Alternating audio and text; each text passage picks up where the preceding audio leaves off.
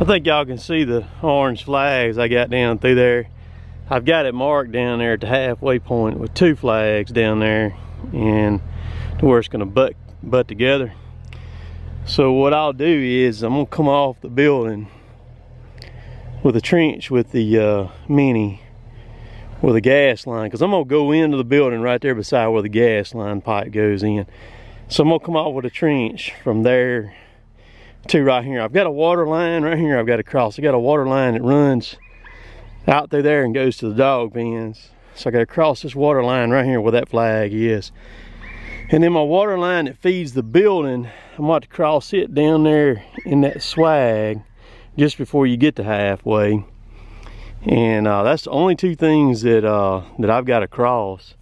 Which if I hit, these water lines here are going to be deep enough, but if I do hit them, no biggie. I got the mini, I'll just dig them back, fix them, so whatever. But I'm gonna come out of the tractor and solar will stop right here. So now I'm gonna go up here, I'm gonna go ahead and dig the trench at the halfway where I'm gonna butt them together. I'm gonna dig it, and I'm gonna dig the one up there at the house, and then I'll come back before I get to this one here, because I already got pipe on the bucket, and dig this one coming off the building. So you can see, I'll show y'all real quick how this is gonna work. You see, this is 200 feet of pipe, so that'll get me the halfway point. And then I'm gonna go ahead and throw a 3rd section on there too while I'm at it. All right, so here's the subsoiler. See, I'll connect the pipe on this. I'll show y'all how I do this. I got a nut welded on the back of that thing. This thing will bury down to 25 inches. Right there is 25 inches. That's what it is. That's the depth. So that's how deep the pipe will be, right at 25 inches, real close. I'm also going to bury a tracer wire with it too. See, I've got this piece of Schedule 80 steel pipe that I've got. I didn't have no bolts on them, so I could just stuck me some nails in it and bent them down. But you see how I got that done. It attaches to the back of the pipe, goes up here. I got a wire reel right there where I can put on it and feed down through it. That thing is pretty handy. It does a fantastic job doing stuff like this.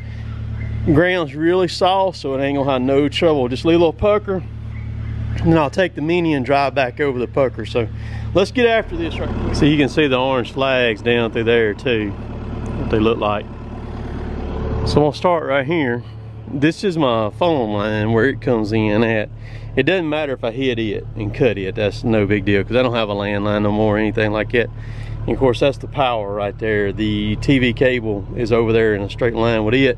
I do have my water line I've got to cross. It runs right through here. I've got to get over it. It's a good 24 inches deep. So I'm gonna bring this trench all the way back to about that flag right there, and then I'm gonna go in the ground with it with a tractor and subsoiler. The power is plenty deep. You ain't gonna hit that power, and plus it's got a red tape that's above it, so if you hit the red tape, then you're getting close to it. And so, but I'm gonna go in the ground right there, and I'm gonna come up with the conduit right here up along, and go right into the eave right there. At least that's the way it's supposed to happen. So all you do to do this, see, I drilled a hole right there, a 1/4 inch hole that goes all the way through the pipe. I'm gonna stick this chain in there, and I'm gonna put the bolt through it. And then I'm gonna gorilla tape up the end of it all the way up on the chain. You can take off with it and do whatever you want to do with it then. So y'all see how I got that done. I actually got the chain on it and some wire on it both right there, just for insurance. Now I'm gonna tape it up real good. Here's what I'm gonna do. My lovely assistant out here is not real happy about being out here, are you? No, that's fine. I'm happy to help. Okay. You see what it looks like taped up, and the pipe runs all the way down through there. Just go on the ground and take off with it, man, slowly. Now I gotta tie this tracer wire off. I'm just gonna tie it off back here. See, it'll spool right off. Just gonna tie it off right here on the pipe going up to the meter. All right, so this is what it looks like. See, tracer wire coming down. I put some dirt on top of it, got it tied off right there. Plenty of excess on it. A pipe right there. And it stretches all the way down in front of the yard down there. Yeah, that's the one I need you. So this is it. We're just gonna creep along. You can see it pulling in a pipe. I got Jill on the phone there with me, where she can talk to me. You can see it putting the tracer wire down.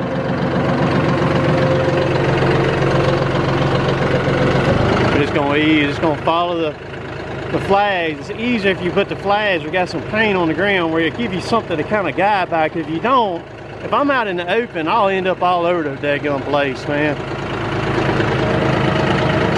Let's just slide it right in the ground. Beautiful. The tracer wire still coming off.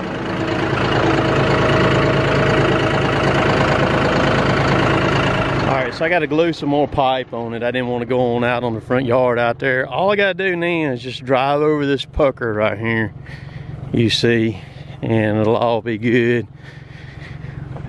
A lot better than digging it.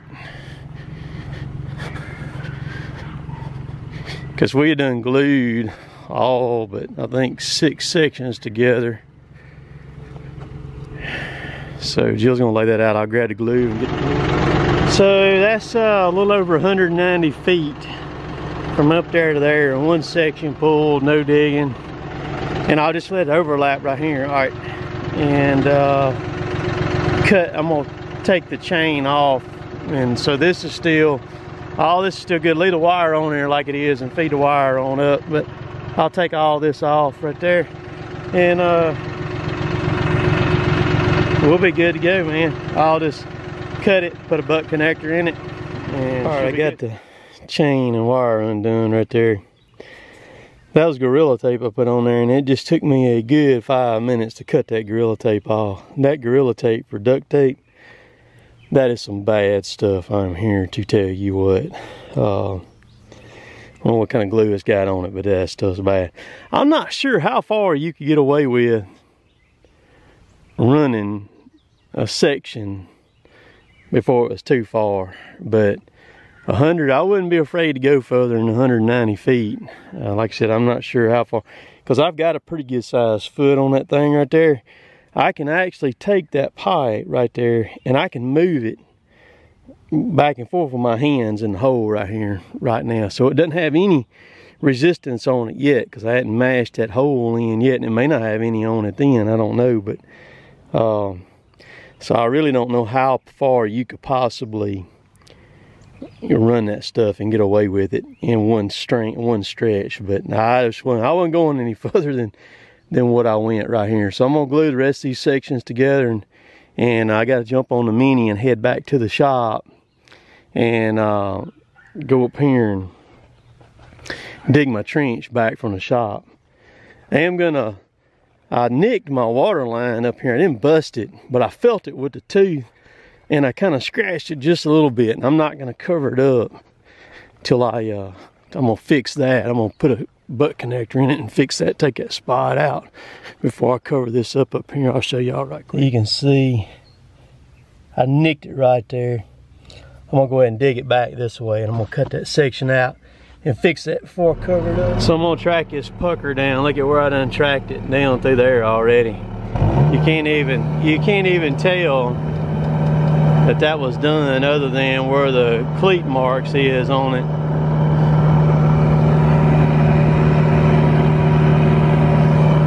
Look at that. Ain't that slick? That's as slick as can be, man.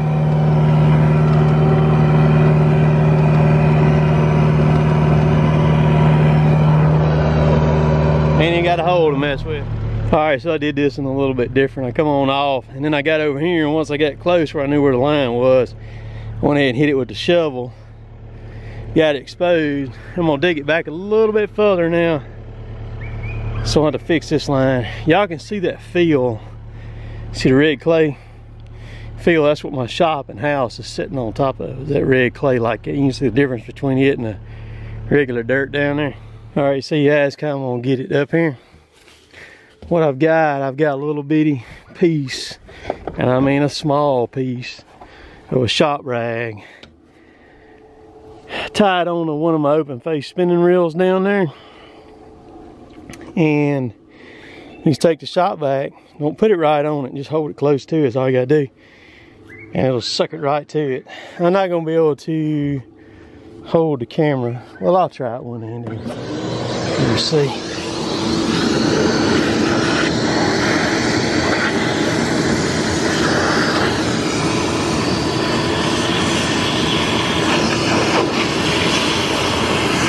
Can't do it one-handed.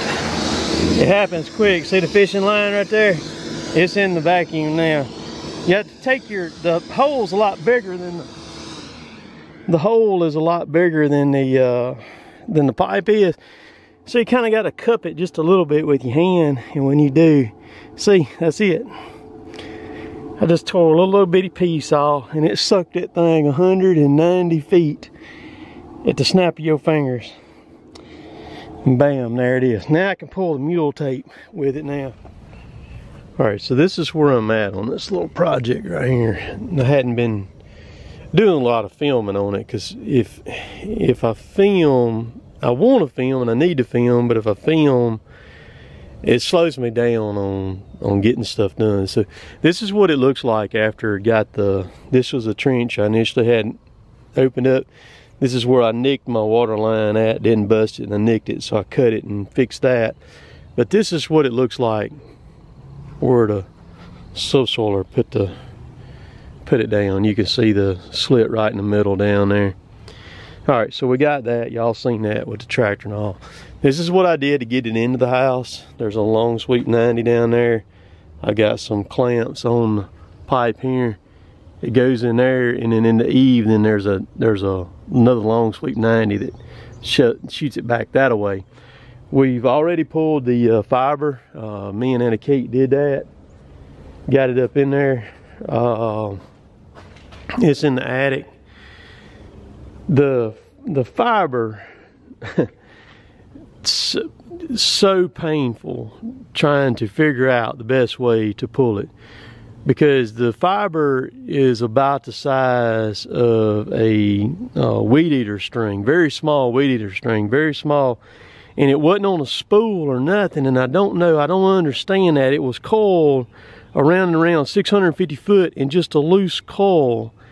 And you talking about a nightmare to deal with. Before Anna Kate and I kind of figured out the best thing for her to do was just to sit down there in my tractor bucket and hold it and spool it off like that while I pulled it, because I pulled it from the shop in here. And well, I'll show you what the crazy stuff looks like. Let's go into the house here. All right, this is it right there. Very small. So I already got it down here in my study where it comes out the wall right there. So I got that done. All right, so I used 1-inch conduit is what I used. That was, I'm glad I didn't use any smaller. James told me to use 1 inch, and it wasn't like $3 a stick time I got the discount and everything. So got that done. All right, now we're gonna go down in the shop. So we're gonna get on the table here now. All right, so the trick to this stuff is, and James was a huge help to me, is everything has to match, okay? So you got a converter here that's gonna convert from the Cat 5 to a light signal for the fiber optic, all right, in the house. And so it's gonna send a light signal out here, and then you gotta have another converter that's gonna convert it back from a light signal to a Cat 5, all right? And then the Cat 5 will go into the router, which is right there. All right, so here's the thing about this stuff. It has to match, okay? So I pull 650 feet of, or I've got 650 feet of stuff. The adapter that it comes with right here, when you buy the converter, is only good up to 20 meters right there. Okay, so you got to have a different one that's, I guess, more powerful. See, it says up to 300 meters right there. So you can push this stuff as far as you need to go. It doesn't matter the distance on it. You can push it as far as you want. You just got to have the right stuff to make it match. So I've got 200 meters of fiber optic, and so this is good up to 300 meters. Now I'll list all this stuff on my Amazon link if somebody, and you can go look at it and then you can kind of go from there if you want to change something or do something or anything like that. So what I'm about to do now is this is the converter right here. This is the media converter right there. It's not very big at all. See it right there. And you do have to get power to it. It's got a power adapter, which is right there. So all I will do is I will come out of my cable modem in the house with a Cat 5 and plug into this converter, and then I will plug the fiber optic into here, and then this will plug into there, and then I come back down here and I do the same thing right here. So I'll show you. I had Anna-Kate sitting in the bucket right here. So there's and what I'm gonna do, it comes out right there. I'm gonna build a little platform, and everything is gonna sit right here on this platform right here below this eave and everything. So that's how I'm gonna make it all work. The router and everything, and I'll run power. I'll come out, I've got a box over there, I'll come out, come up here, and come over with a power cord where I can power everything. But you can see the plug right there, what it looks like right there. I see it right there. And this is the fiber right there. It's very, see, they had it rolled up in a tight roll, but see, there wasn't on no spool or anything, man. I would have given anything for them to have had this on a spool. It would have made life so much easier, man. But this stuff is, it surprised me how small it is and also how flexible it is. So, all right. So there's the converter right there in my study here that takes the Cat 5 and converts it to a light signal, and you can see the fiber optic where I got it laying right there.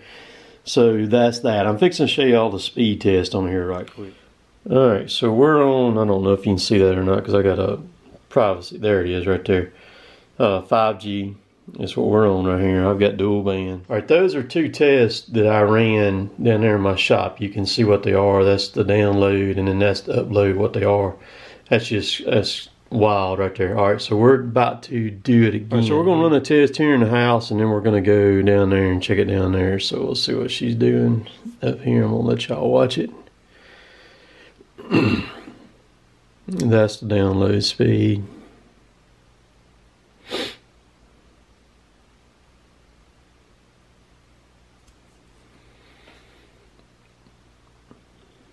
.3. We're getting kind of in prime time too. We're at 6:25 in the evening. Upload's really good. So 89.3, 10.5. That's pretty sweet right there. All right, so we'll go down to the shop and we'll do it down there. All right, so I cut it on airplane mode here. Got it on airplane mode. Let's go back over here. Show that we're on 5G right there. Okay. Let's go back over here. Let's see here. Let's go back to. All right.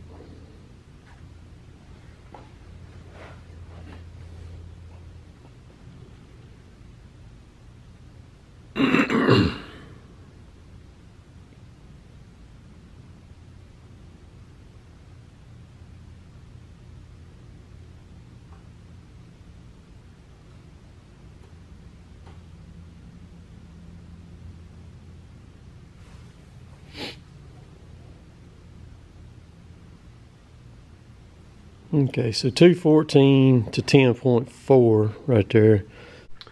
So y'all see the difference between the numbers on the cable modem in here in the house. It's an Aris. I'm not sure what model it is, but it's a dual band modem. But I'm gonna take that modem back because that's the one that comes from the cable company. And what I'm gonna do is I'm gonna get a link system modem just like the one that's down there in my shop, but it's made for cable.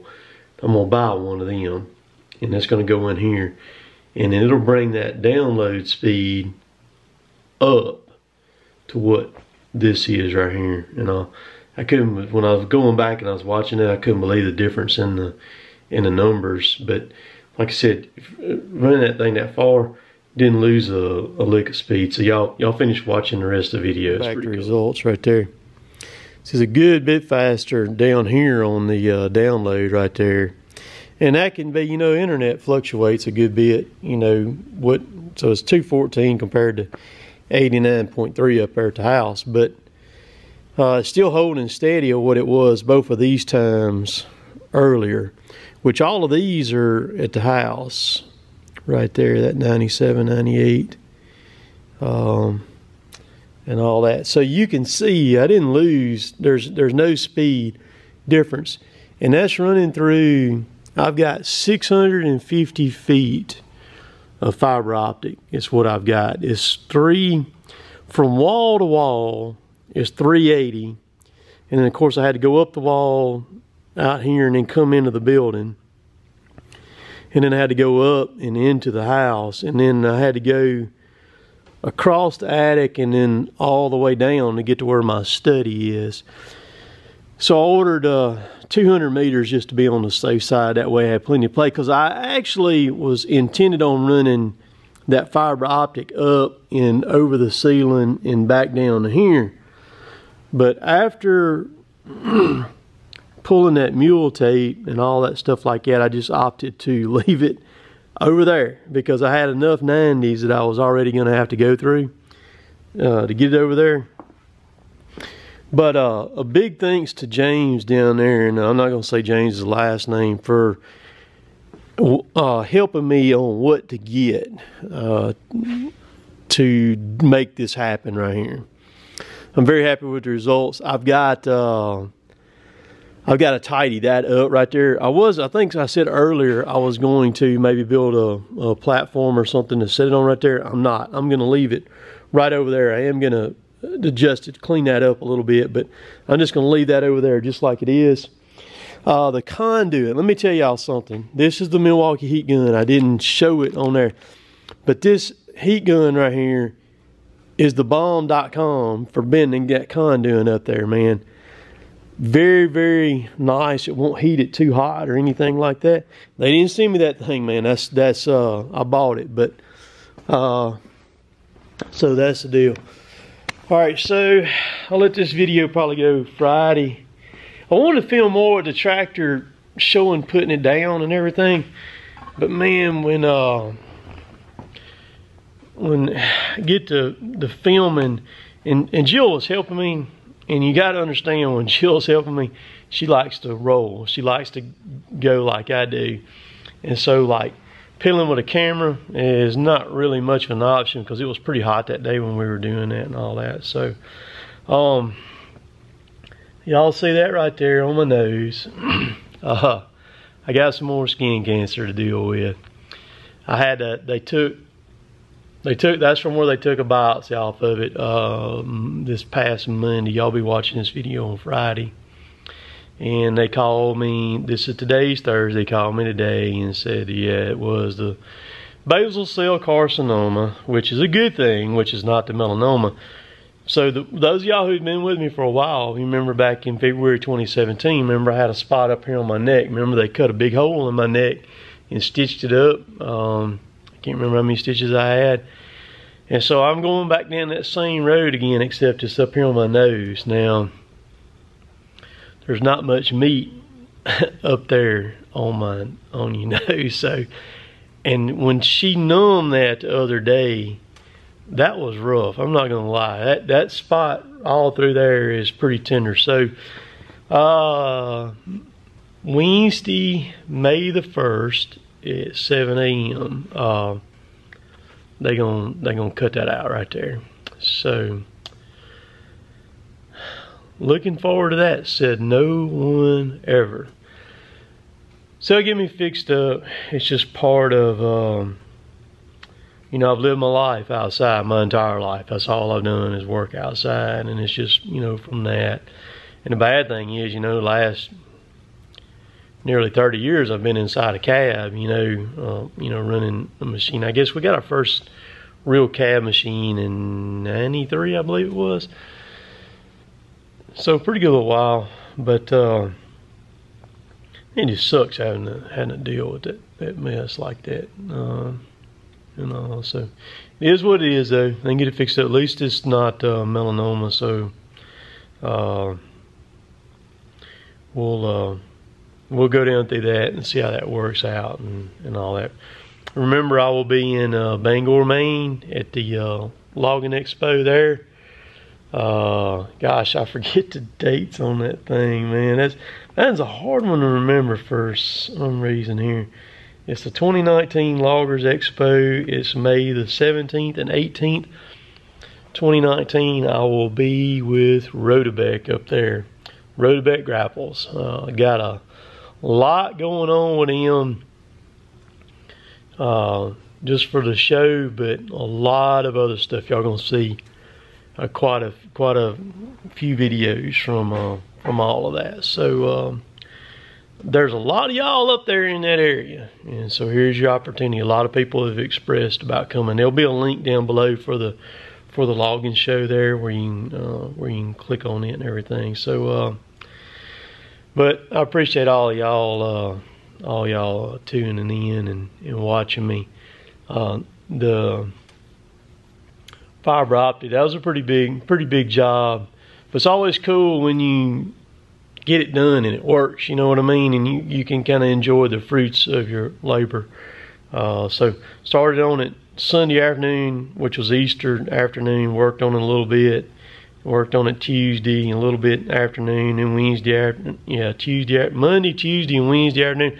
I would have pulled fiber on it Tuesday, but I had to deal with those water lines, so that kind of threw me off a little bit. But so yeah, it's all good. Y'all check out the Tater store, and there's a bunch of other clickable links. I need to film some more stuff with the Guardian Angel lights. Very happy with those things too. So for everything I've got that I've agreed to work with and everything, all the stuff that I've got has been first class. I have had some stuff that has been sent to me that's not on par with what I would consider quality and things like that. I just don't show it. I got a whole box of stuff sitting right over there. Y'all can't see it. It's kind of out of frame. Y'all will never see it. I won't show it. It ain't gonna happen. So we'll catch y'all later. Y'all be good. Have a great weekend this weekend. Oh, we had 2 more inches of rain today too, man. 2 more inches of rain. I don't know if we'll work Friday or not. We'll catch y'all later. Later, taters.